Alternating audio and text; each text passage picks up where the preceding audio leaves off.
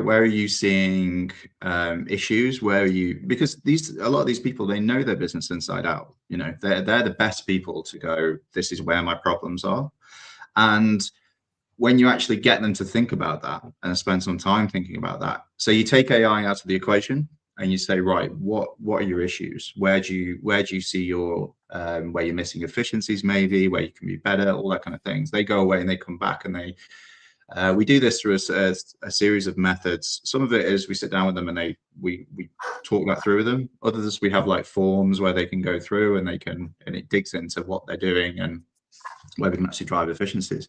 Because a lot of the time, and probably, I say a lot of the time, probably 40% of cases that we've talked to clients, they don't even need AI at the moment. They need an automation setup. So, you know, it's kind of, you've still got the people who will go, well, we need it because I've got to go to the board and say we put AI in somewhere. You go, okay, right, well, how can we do that? But actually, a lot of the automation flows we're putting in are more than good enough, and we'll do more for them than that. So that's the initial conversation. Where are your pain points? Where are the problems? What are the outcomes you're looking for? And then we work backwards from there, as opposed to going in and going, right, we've got this AI solution, we're just going to put it in and then go for it. Because as you guys well know, like being in the tooling sector, you know, you put a new system on top of bad processes and you just amplify those bad processes. So like I say, we start at the outcome and then work backwards from there. Nice. And you are right. That's half of Matt and I's life, is going into companies. They go, oh, well, just put a layer of AI on top of all this mess that we've had for 20 years, and then it will magically make it all better. Won't it? No. Yeah. What crazy. There is one slight use case there. I won't say the name of the organisation. Is huge. So I was working with a company, and they had a customer, and they were looking to adopt RPA, robotic process automation, and like one half of the actual business was more down the road of fixing the process and making sure it's all good before they adopt it, etc. Multi-month piece of work to clean up processes before automation was adopted. The other part of the business is in these two businesses serving the customer. The other part of the business, no, we just implement RPA like now on top of whatever you've got, and they end up going for this option, but it actually made a difference because automated all these manual activities that were going slow. They just put it on top, dealt with the mess in the background. So they actually did increase their productivity by just putting RPA on top of trash, rather than going and clean all the processes. So that in that use case, and it was a very big government organization, like that made a significant difference by just whacking RPA straight on top. I can't say that's going to be for every scenario, but I was going to say, yeah, that sounds pretty thing, but that's great to know there's actually things out there, because that's the thing as well. Sometimes you work with clients and you go, from my experience, this isn't going to work, and they just go, nah, just run with it. We'll see. We'll fix. What's that phrase about changing the wheel on a moving tire, on a moving car? Like, it's that kind of thing. And you go, there's no way I'm doing that. And they go, well, we want to. And then it works for some reason. So I think it depends on, you know, the industry, and some people just have that kind of luck. But I know I don't when I'm deploying stuff. But yeah, says more about me than them, I think. So you talked earlier about people who are scared of AI, right? Your Terminator 2 reference. Now, I absolutely see this in the organisations that I'm in. So could you just describe for a second, you know, what are guardrails and why are they important to help for those who are scared? So those are scared. So guardrails, the good thing is that a lot of the AI that people are using at the moment, these LLMs, things like that, already have guardrails in place. So they might not be visible, and they might not be to the average user. They will have these guardrails in place. You'll see a lot more recently where these LLMs, especially, like I was working with Gemini before, they're starting to actually give you caveats when you ask it to do something. So I think I was asking it to do, we were doing something with, it was actually workshop responses from clients who'd been on the workshops. and it said, right, before you paste it in, make sure you don't put any personally identifiable information in there, for example. So that's an example of a guardrail that's already been put in place by Google. You know, so it's that kind of thing. And what we teach in the workshops is that, say you've got a business and you've got a reception area, good rule of thumb is like, if you wouldn't leave it on your reception desk for anyone to pick up and read through, then probably don't put it into AI for now. If you aren't if you aren't part of an organization that has strict kind of guardrails or rules on data integrity and things like that. So we usually teach that kind of thing. And whereas so like I say, that's the main kind of AI that people are using. So it's not massively dangerous for most people.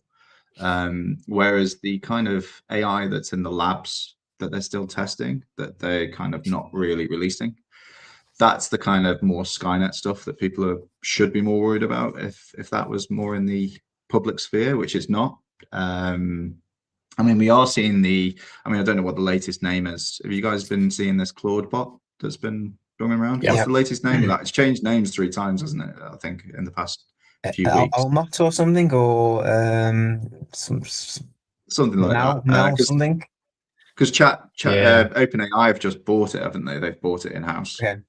But with that was crazy, because that was kind of like this Jarvis kind of interface where you could talk to it, you could chat to it by WhatsApp, but it sits on your system, right? So it's got access to, so you put it on your laptop or whatever, and it's got access to all your files, all your emails, if your banking's on there, all that kind of thing. So it sits there, and this was an open source bit of software. And it was a great bit of kit. Like the guy who built it, really cool, very, very close to your Iron Man Jarvis kind of thing, which is awesome. But then for someone who doesn't really understand what that involves, you just chuck that on your PC, and like I say, it's got access to your bank, all this kind of stuff.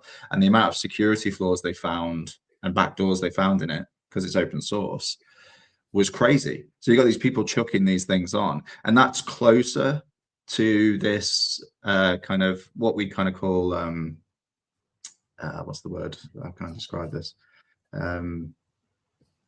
It's gone, but it's kind of AI that's more experimental, I think, than anything else.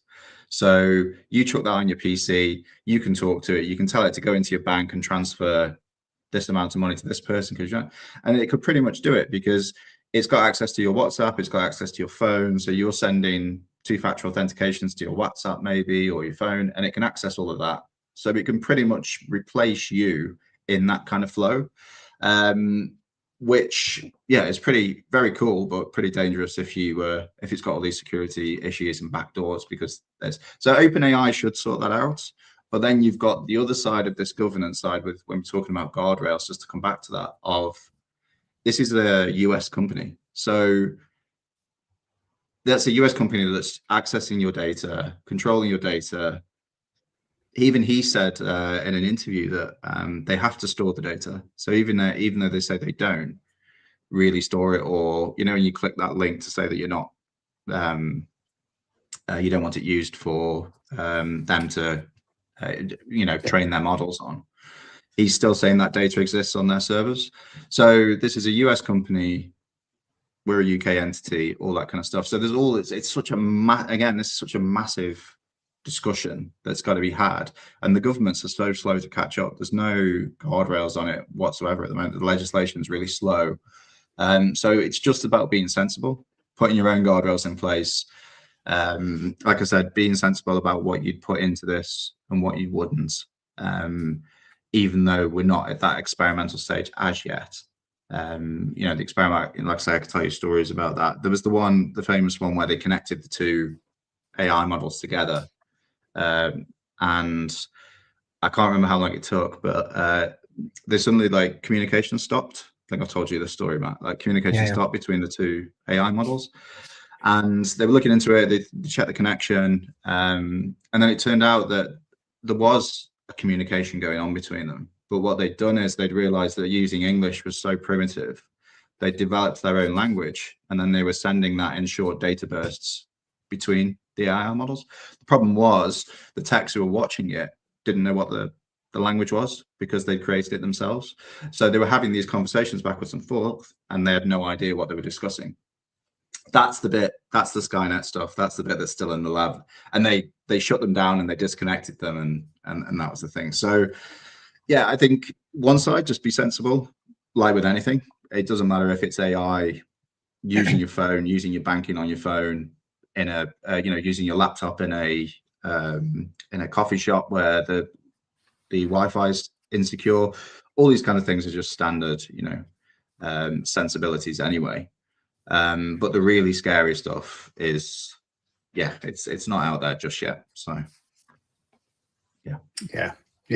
No, it's interesting. So whenever I'm talking to clients about this stuff, there's three things that they are worried about. The first is most of my clients are embedding AI in products that they are making available to their customers.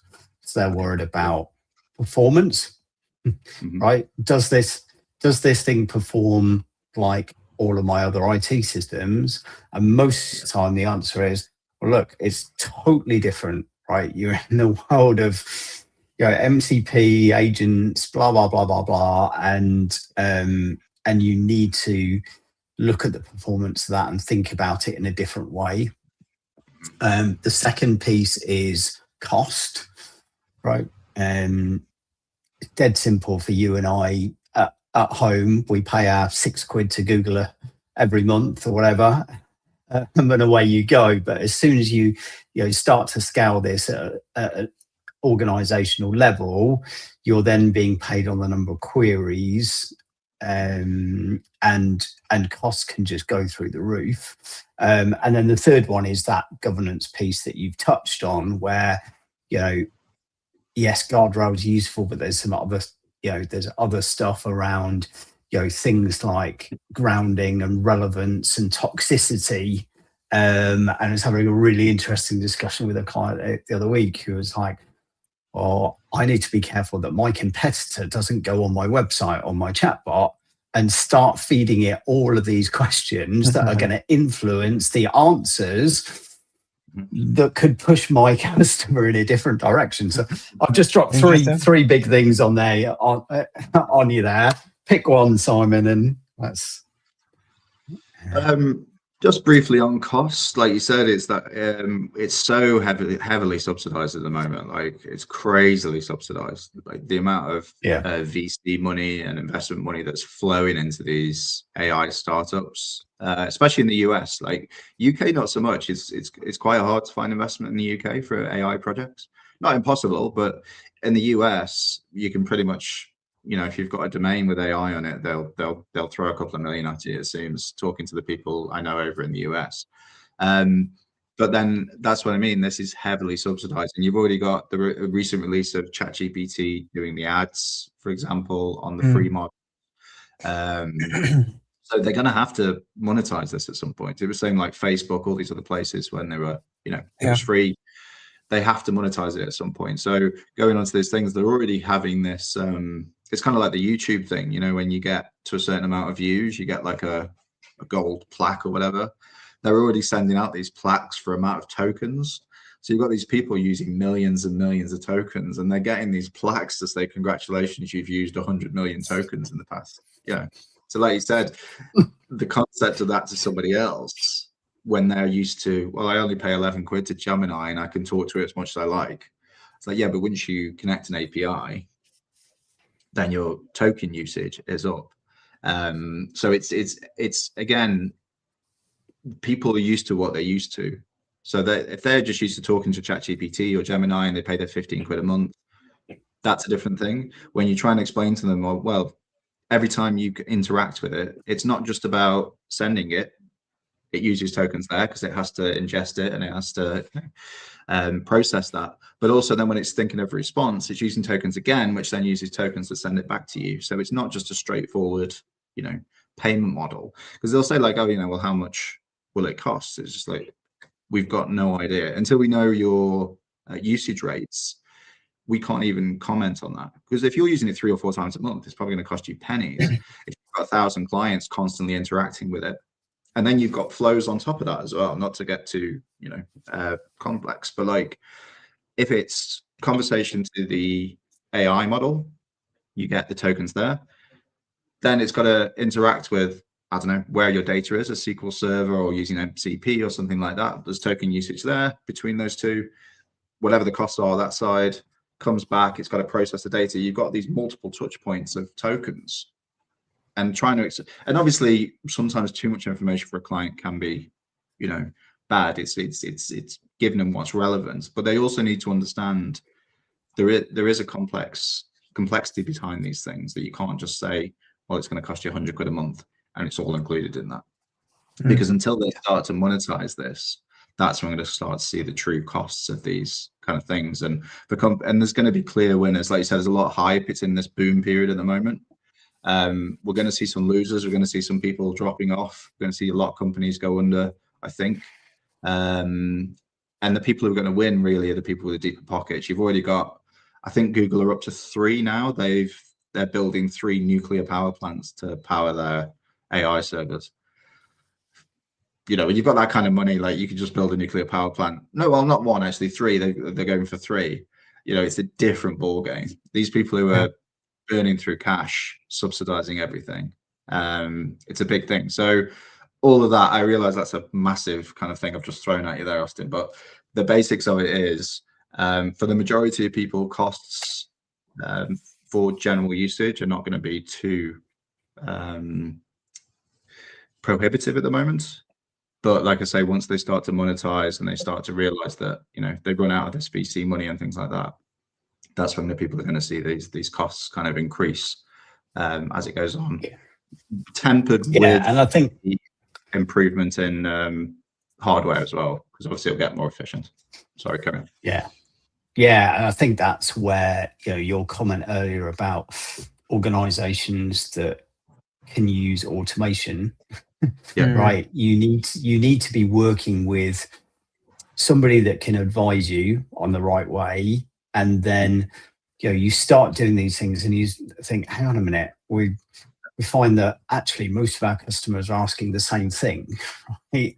The pointless paying somebody else to answer those questions all the time, and let's build some automation and do some simple stuff, but understanding what is going on, it's that constant improvement cycle, right, of not just, we put an AI in post to monitor to help us with this process, but how is that performing? How do we make it better? How do we make it more cost effective? Because that's the thing. And going back to what you were saying about that, the complexities of, when a simple chatbot would do the job with no AI in it, or an automation or something, you're better off doing that. Because I'll say to clients sometimes, it's like you want a Ferrari just to nip down the shops in. Like it's a waste of money. It's a waste of time. It's not what you need. You'd be better off with a scooter that you can just nip back and forth, which is going to cost you a lot less. It's not going to be as shiny. Obviously, it's not going to look as good. But where you are right now, you're a carpenter, for example. Like, you don't need a Ferrari to nip down the shops. You need a simple chatbot that'll be on your website with no AI at all. Well, an LLM kind of involvement that will kind of do everything you need, because there's only 6 or 7 questions that people are asking. So I agree. Yeah.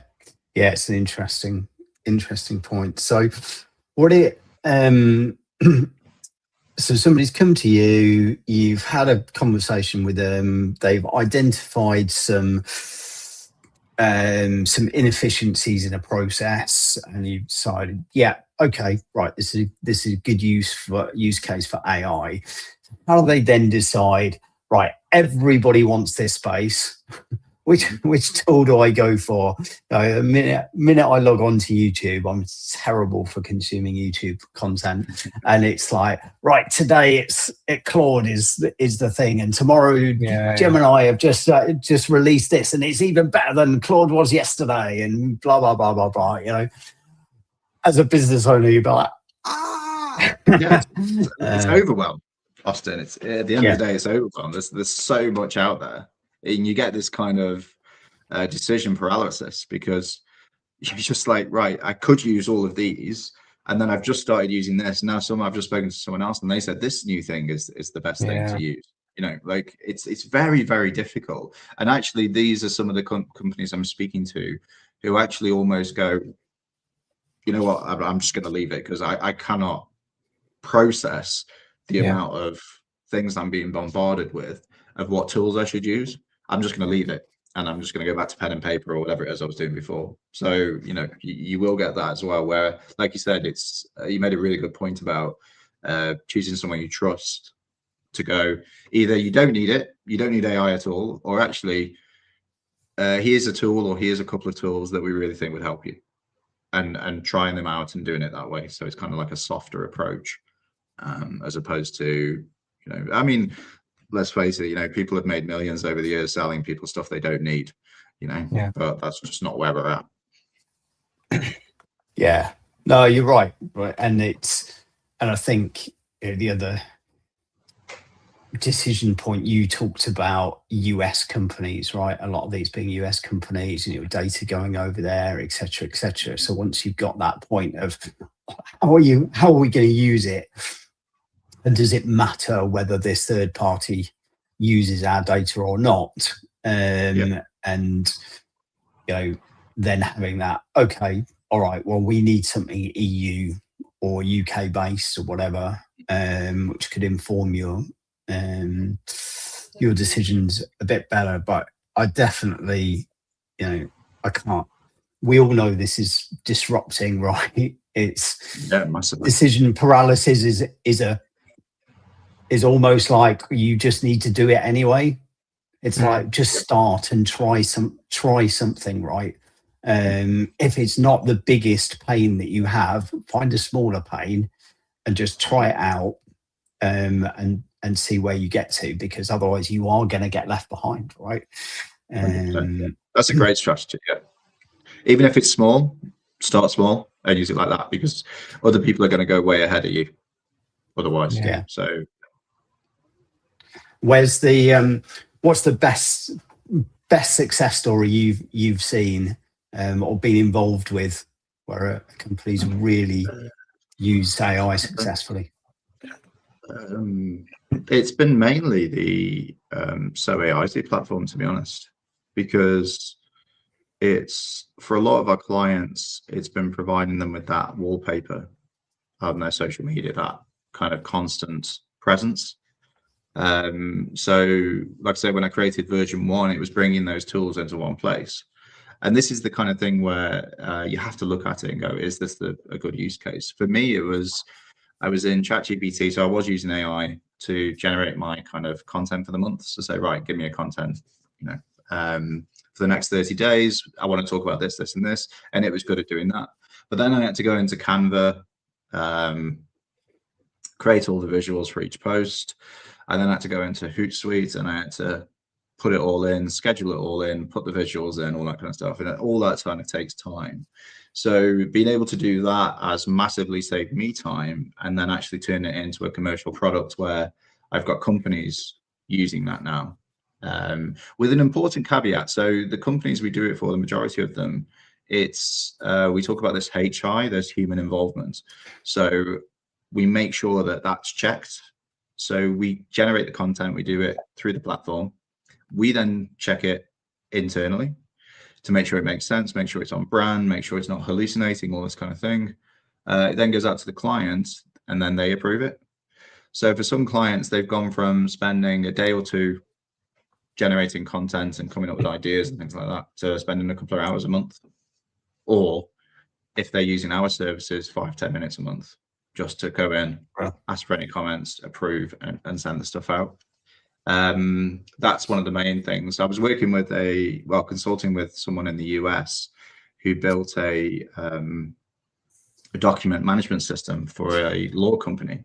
And what was interesting, what we were discussing was the use of local models. So obviously with law, like the data where in a law firm, obviously there's a lot of sensitive data and all that kind of thing. So using an on-site server with an offline LLM model to process the requests from within the law firm meant that data didn't need to be processed outside of the network. So they set up servers on site that were just using local models. So there was nothing going off to OpenAI. There was nothing going off to Gemini's API or any of these servers. They were just using offline models for that, and it meant that they could keep data integrity.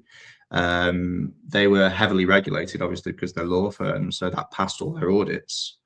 And it was one of the few places I've seen where they've kind of really dug down into it and gone, right, we want to make sure that it is pretty much bulletproof and it's only accessible from the internal network. So that was a great success story, that someone using AI but in an offline model to make sure that data integrity, because otherwise you're having to, I've worked with other firms where you have to sanitize everything before it goes off. So you've got to pull out any identifiable data, send it off. And sometimes it's not always relevant, but there is that thing of like, you're asking a question with not all the information. So it's sometimes harder for that model you're using to come back with a proper response because you're not giving it the full picture. So seeing them do that was a great use of AI, keeping them within the guardrails. Costs were a lot cheaper as well because they're using local models. So obviously there's a bit more of an outlay for server costs because they actually have on board, on-site servers. But you weren't paying per token then, you were just paying for the usage of your own server and doing it like that. So that was a really good, case then. It's really interesting, and I constantly saying the legal world is just one that is going to be completely transformed. Big time. Shortly. It's a very expensive place to go and do anything right. And here, you're suddenly going to be able to go, oh, I can just get the answers. Lawyers, bookkeepers, all these kind of people. I think these are going to be disrupted massively. Yeah, brilliant. I know I've used an AI service for my tax this year. How did that go? Brilliant. It's not easy. Great. Superb. I realise I'm taking a risk and giving them my financial data. Right. So I was like, okay, are they based in the UK and therefore bound by some laws that I care about, etc. It was interesting. What about you, Matt? Where are you seeing any? Have you got a particular story or use case of AI you've seen in any of your clients? I'll just tell you one which directly relates to customer-wise. I think there's the rampant hype still around having platforms that have AI threaded within them. So much of the enterprise tooling suite and where it exists, where it doesn't. Some decisions be made on selection of enterprise tools based upon the amount of AI investments happening from the vendors. That's happening from time to time. But in reality, and to come to Simon's point, a lot of the actual use cases and actual benefits to the organizations are workflow orchestration, automation. Like these aren't overly complex things. And on the cusp of that is this cognitive interaction functionality, chat, LLM, etc. That's where it does become like a bit of a nuance, because you can't really exactly forecast in a build what we might need to have in it. And we're back to that old school way of chatbot. So there's use cases there, but really, really edge. The majority of them are, if the platforms across the piece as well, if that's ITSM, monitoring, service assurance, all of those, if you know what you need to do, you can plan it out and workflow it out. But then there's also this ramp up time. A lot of these enterprise tools aren't particularly cheap. So people want to be able to turn them on and they just work. And the expectation is if you thread it with AI, that work will be a bit quicker. So it's a bit of a pinch. But I'll say just a real story for me, Austin, and one of my earlier interactions with Simon was around the use of a product I never even knew it existed, but it does, and it's free. And it was a Notebook LM. So my favorite too. I think when I found out, I told you. That's when. Yeah. So like the notion of being able to like deep dive and consume an understanding of any topic really rapidly. So if I've got a new topic now, I'll do some deep research somewhere. Now I can do that within Notebook, which is fantastic. I'll get the topic information. I will just use the vanilla, give me a podcast, give me a video. That's my default. and then I will then give it a prompt to give it a bit more detail. So hang on, this is the perspective I need, and I want this and this and this. And that's my learning done. New topic, right? That's my base. So if I'm planning to go to an event or a customer or something else, I need this topic, because bang, that's what I do. So that's been my most gain. Obviously, I use it for productivity side of things as well, but that's been the most substantial gain in using any degree of off-the-shelf AI for me personally. Nice. Yeah, nice. It's great. Yeah, no. People are just blown away by it, like, and also have never heard of it. Like, yeah. It's insane.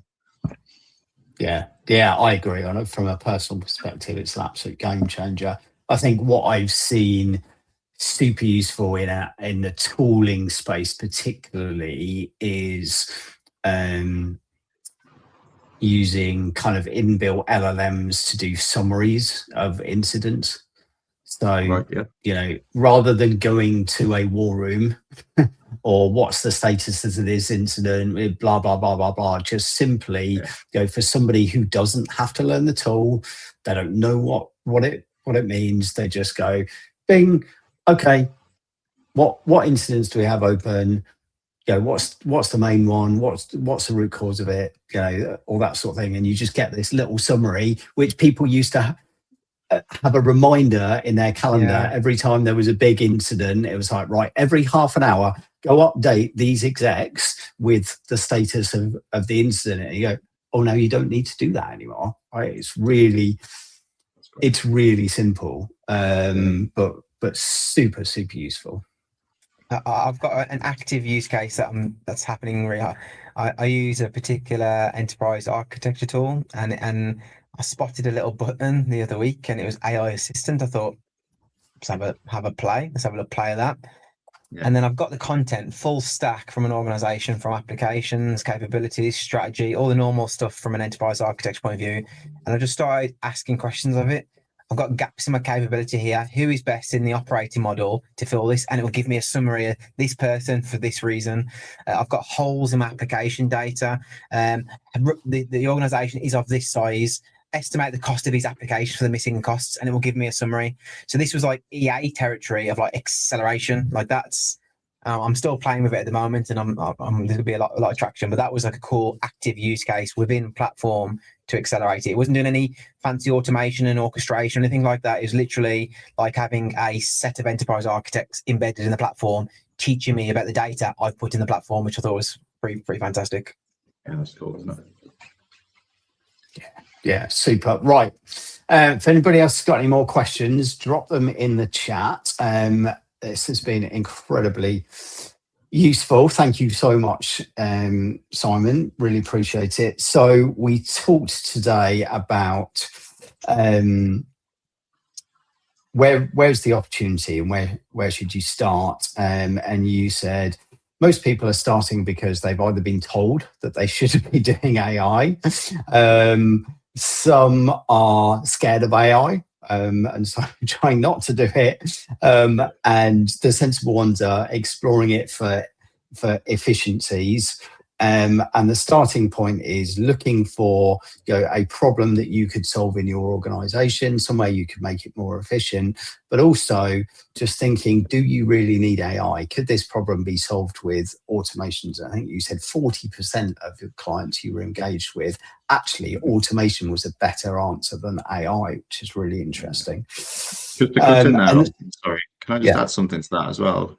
What's really good as well is that you can actually, one good use case for UI with AI, which you can use in pretty much any of these cases, is running it through with an AI model, asking it back and forth, exploring if you need AI. And it sounds counterintuitive, but actually it's a really good sounding board. So you can actually use AI to check if you need AI, or a simple automation will do it. So you could move that to 100% of cases in that way, but it's a good way to say, do I need this? If you haven't got someone trusted or whatever to do it. Really good idea. And something I've been doing recently is just interacting via voice with ChatGPT. So I'm out for a walk with the dog and I'll just ask it the questions there and then. It will have a conversation back and forth, subject done. Whereas previously I'd have had to be at my computer, thought about what do I want to ask, try and get my prompts right, and improve them to get the answers. Now it's dead simple. Then we moved on to those people that are scared of AI. What's a guardrail? What does it mean? And should you have them? You said actually pretty much all LLMs have them in place.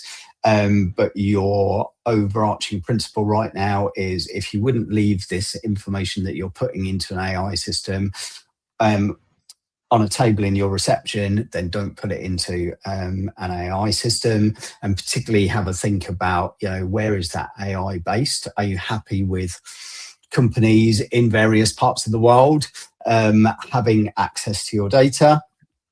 Then we talked about cost. Right now, not a huge issue for most people because a lot of this AI technology is heavily subsidized. But as this goes forward, you really need to think about it. And so you need to be constantly looking at the work that you've done, seeing where you can improve it, where you could maybe take cost out, etc. And then we talked about, well, which tool should you go with? So a lot of people get decision paralysis at this point, but either choose an advisor like you that people can trust, look at data concerns if you have any, but just start. Even if it's not the biggest problem, just start and do something somewhere. And then we talked about some practical use cases. You talked about SoAIsy and how previously you had to generate content, go and make visuals, schedule that, etc., etc. It took hours and hours, and now that's 5 to 10 minutes for your clients of just reviewing it, making sure that the content is right, and then pressing the button to say yes, put it out there, which is amazing. And then on the other end of the spectrum, you talked about a document management system for a law system where they've got sensitive data, they've got on-site servers, but they're using an off-site LLM model, which is allowing them to access all of that data, but in a really, really secure and cost-efficient way. And then finally,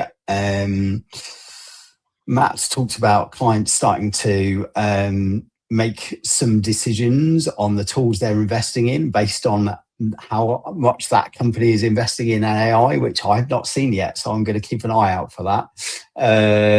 And how clients are expecting AI to improve ramp-up time, but that's not necessarily the case. On a personal level, everyone should use NotebookLM. And I talked about a use case of using it for incident management and just getting summaries, which is hugely useful.